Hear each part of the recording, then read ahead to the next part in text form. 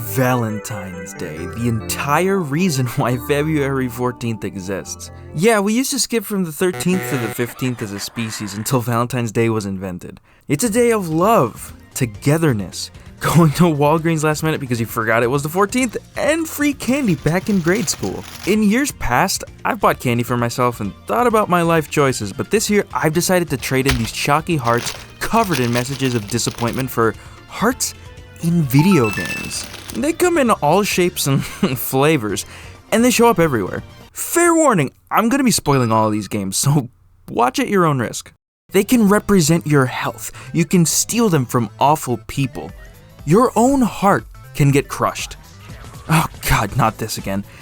Big Boss longs for one. Your heart can get torn into tiny little shreds. Why does Naughty Dog keep doing this to me? It's no wonder why hearts are used as a symbol in so many games. I mean, it's a heart.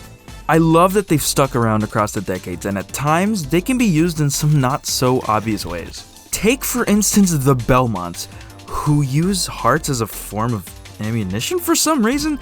Someone had to sit down and decide that the power of love is all it takes to clean Dracula's clock. Wait, hold up. Power of Love. Power Glove came out on the NES. Is this guy playing Punch-Out with one arm?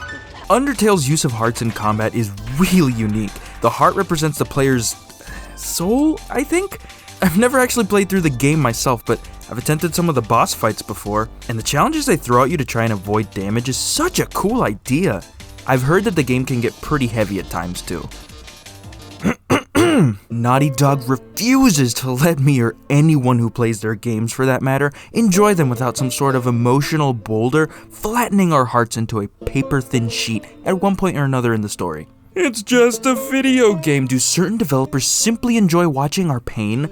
All I'm trying to say is that sometimes your health is on the line, and sometimes your heart is on the line. It isn't always doom and gloom, however. Most of the time, hearts are just a representation of your life, plain and simple. Health bars, health pickups, health upgrades. I suppose in the future, ripping out someone's glowing spine can get the job done as well. Health systems in games let you know how shitty you're doing in a boss fight, and sometimes the devs decide to be quite literal with that representation. Zelda uses hearts across the board, being your health bar, the pickups to restore your health, and they even serve as collectible heart pieces you can find all across Hyrule.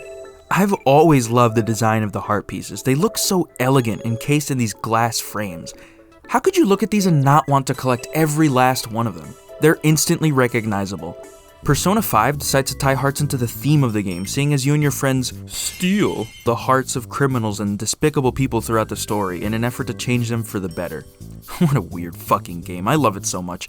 Resident Evil's health bar isn't anything out of the ordinary, but I love that they use the character's heartbeat to represent the damage they're taking, going from green to yellow to RUN!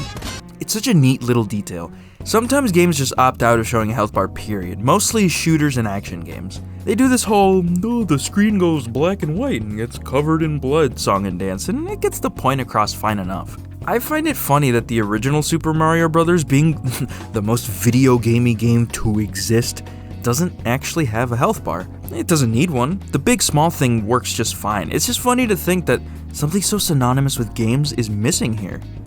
Neither does Sonic, now that I think about it, but that's not a coincidence considering Sonic was born out of Sega's desire to have their own platformer cash cow on a home console. And then Mario went 3D and Nintendo decided just to copy Sonic's health system. Oh, you took a little damage? Just fill your wallet up. Can't get hurt if you can cover those hospital bills, I suppose. Great lesson to impart into a children's platformer. Oh, and Kingdom Hearts. What the hell is a Kingdom Hearts?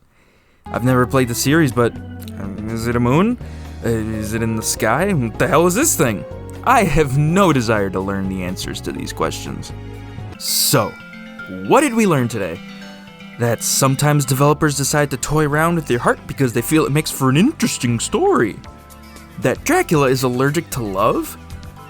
That Wii Sports has a health bar in it? Well, I'll be damned.